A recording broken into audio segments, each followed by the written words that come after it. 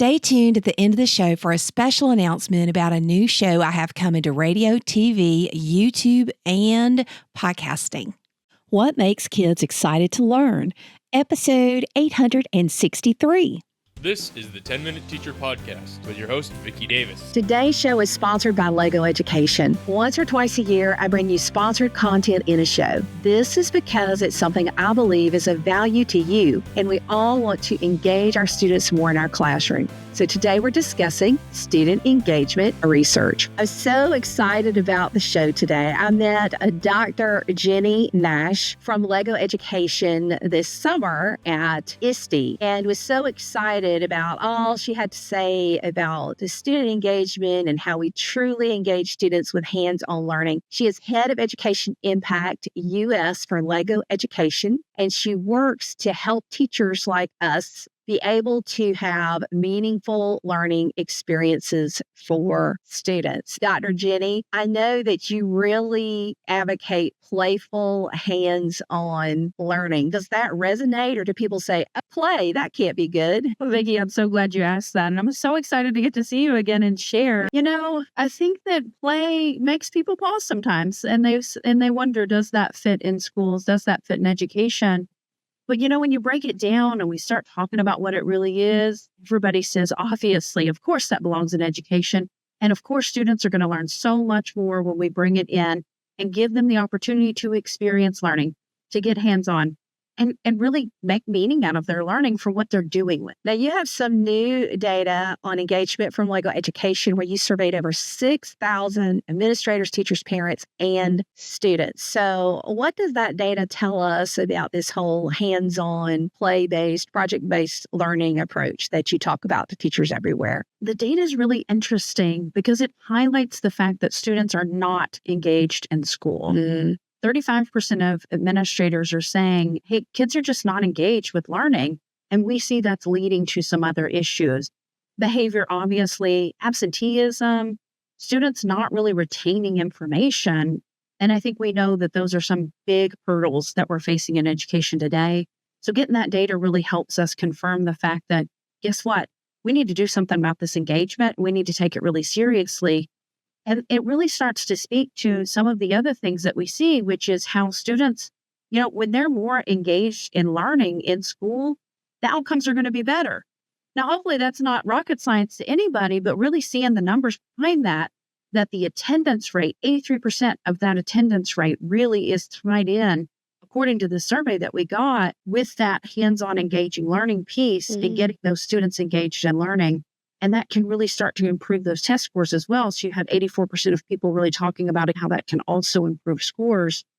And so it's tying together those things that maybe we know a little bit about in education, but maybe we're not talking deeply enough about, with the engagement factor being a major player in what's happening. You want students to want to come to school. I know for me this year, I taught a AP Computer Science Principles, and I'm real big on hands-on, game-based learning. I used a game-based learning approach for teaching coding. And all of my students, I'm so excited to say, got credit for that by passing their AP test. And they wanted to come. I know, I was so excited. It was my first year teaching it. So Dr. Jenny, I was really, really nervous, but I knew that if I applied the principles that I've applied in all my other classes, this hands-on, game-based learning, you know, play, it's all part. I mean, those are older kids, right? So it applies to all classrooms, doesn't it? But I mean, that was another part that came out of this data that was so interesting.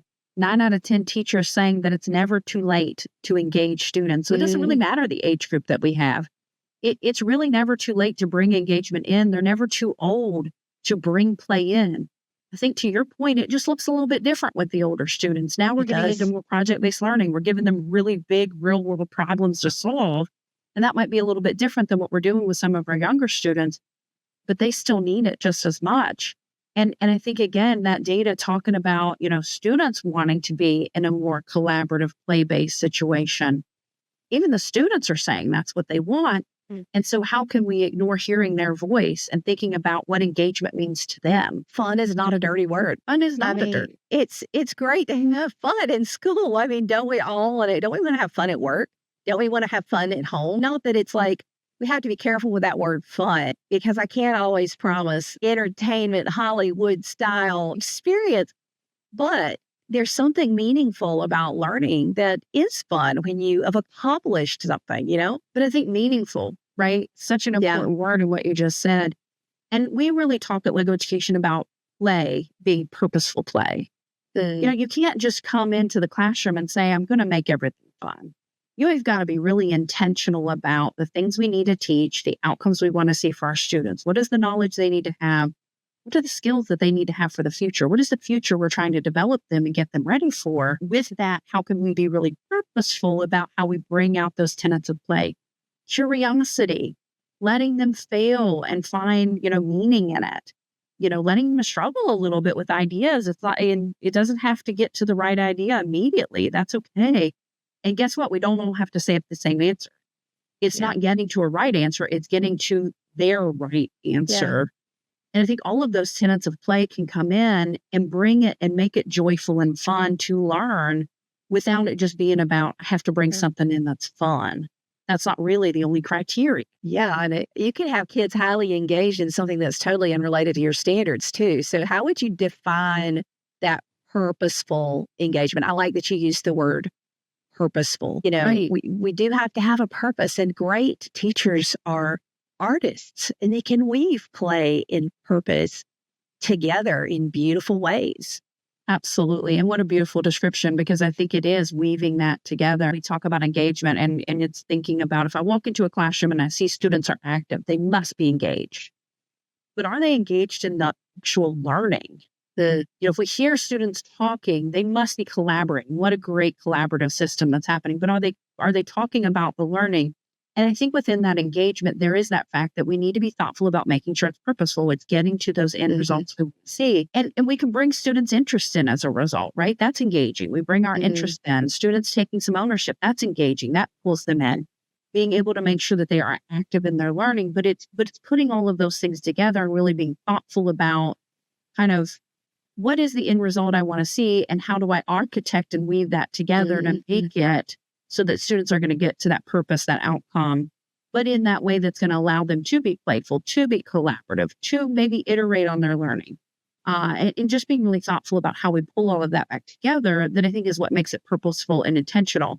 And to your point, teachers out there are incredible in the way they come up with how to do that, not only for one subject area, but often with many getting stitched together and pulling in all of those skills that students need. So, Dr. Jenny, how does hands-on learning through play increase student engagement? I would love to have an example of something that you have seen this past school year of how hands-on learning through play increased student engagement in that purposeful learning we're talking about. There's so many great examples out there, of course.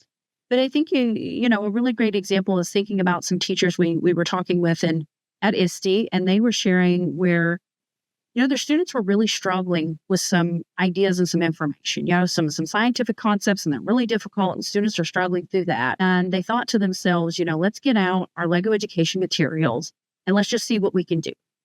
And so they stopped and they thought about, what is an engaging material that I've seen my students engage with well, that I could think about how to accomplish with this really difficult, they're just really struggling with these ideas. And so they did that, and they just kind of stopped and paused. I thought, what a brilliant idea of matching where students engage to a problem that you're seeing in your classroom.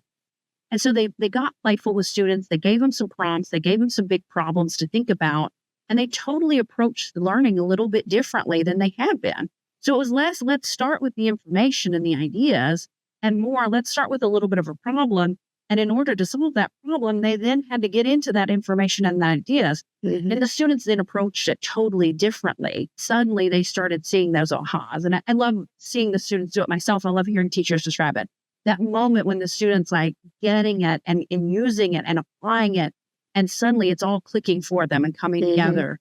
And I mean, it's just really powerful to see, but to hear the stories as well and know, okay, because we stopped and thought intentionally about how can I engage my students? How can I re-engage my students in this idea that they're struggling with? How can I rethink the approach to it and make it more hands-on, make it more playful, that let them unlock and find the truth within it? those examples are powerful. I'll never forget, I've used Lego robotics for quite some time, and I had a group of students. They, all had their own robot, and we used to program with bricks. So this was in the day we had bricks, right? I know it's all changed a little bit, but I had a group of students that said, we just can't. We just can't. And they said they couldn't, but this is the one thing I knew about them is that they were all Georgia Bulldog fans. And we always kid back and forth because I went to Georgia Tech, right? So after class that day, I programmed. I'm a Ramblin' Wreck from Georgia Tech. And as I say, a heck of a teacher, dear, right? I don't put the other word in there. But I programmed that in. And so the next day they came in and they were working with their robot. And they're like, Miss Davis, this thing is playing your theme song. You have got to take it out. And I said, you know what? I'm not taking it out. You got all the information you need right now to program in any theme song you want that's appropriate and take that one out. And they got so engaged in programming and they actually ended up winning the competition. But it was that just a little bit of fun in play in some ways. Some people might debate my methods, but the results were great. So, but that's just that attitude. We've got these tools that can be used in so many versatile ways. So where you get off script and you're not like telling kids, do this and then do this and then do that. And you're giving them some freedom and some hands-on tied to your objectives. And with play, you can get there. And that's just what we're trying to do. As we finish up, listeners, go to legoeducation.com for the full report. And you can read all about the student engagement and help make the case with your administrators and others for hands-on play-based learning at all ages. So, Dr. Jenny, the last thing I want to ask you is I just want you to give a 1-minute pep talk to all the teachers out there to encourage them to integrate play and hands-on learning wherever they can in their classroom. Absolutely. And I'll round it out with one more stat that we found, and it's just that only 2 in 5 students were saying that they regularly are getting that play-based learning. And this report is going to show that they want the play-based learning. It shows that teachers really believe in it and see the value in it. So I think the pep talk is take that to heart and don't be afraid to find those small ways to bring it in. It can be that you see when somebody's struggling, you bring it in. It can be a challenge to your students to get them interested in changing that song and finding that right way to bring it in. It can be something as small as, what are you curious about? Let's investigate it together. There's so many ways to bring it in. There's no wrong way to bring it in. It can only have an impact on your students. So just give it a try and make it an amazing school year. And feed that curiosity, hands-on learning. There's just so many things that resonate with everything I believe in as a teacher. So again, you can see the full report at legoeducation.com. Dr. Jenny Nash, thank you so much for coming on the show. As we've learned today from Lego Education's Dr. Jenny Nash, hands-on learning through play is backed up by research. Please go to legoeducation.com to see the new report on classroom engagement.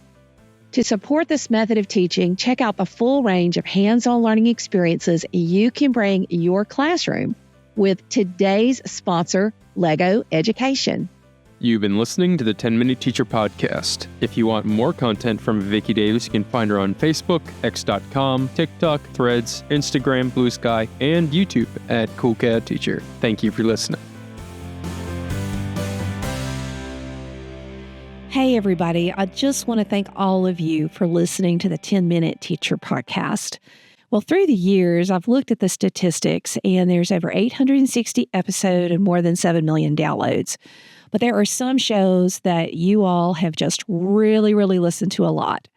So I've been sort of looking at almost, I guess, a legacy sort of thing. I'm not going anywhere soon, folks, but, how can I take like all the best shows on reading or math or school safety or whatever the topic is and put them in one show based on the statistics of what you have listened to the most? So the new show is called Cool Cat Teacher Talk. The first place it's airing is 99.1 FM, WDJY in Atlanta, and it is coming soon to Denver, New Mexico, San Francisco, and Fairfax, D.C. And don't worry, if you're not in those areas, you'll also be able to catch it on YouTube starting this week. And I will unveil the podcast version of this show in October. So every episode is longer. It's not 10 minutes, it's 1 hour. And it's designed to leave you with practical things you can use right now, specifically about one topic. It takes the best of the best, and I put them all together in one place. And I'm really excited about this. There's a video and an audio version. But I'm really grateful because there's so many of you who have listened since 2017, and I really appreciate that. I'll let you know when the podcast goes live so you can subscribe. But in the meantime, you can go ahead and go to YouTube.com/CoolCatTeacher and subscribe to my channel there. And you'll get all the episodes for 10-Minute Teacher, which is in video now. It has been for a little while. But you'll also get the subscription to Cool Cat Teacher Talk. And I'm really excited about it and hope you guys will watch and listen on YouTube. And if you're in these areas, please let me know. And as always, any place you listen, if you like the show, I hope you'll leave a review. It really does help other people find the show in terms of the algorithms. And I haven't asked for those in a while, but I'm going to now. So I'm still in the classroom and still sharing. And I just really appreciate all of the journey of the 10-Minute Teacher podcast. And all of you have been so faithful to listen and also apply these principles in the classroom. You and I both know we do this for the kids. We love those children and we want to reach all of them. And so sharing best practices with educators who love kids also is my passion. It's what I want to do. So I teach those classes at school and then come home and podcast and share. So this is a new adventure and I hope it will help a lot of you. Thanks for sharing and thanks for listening.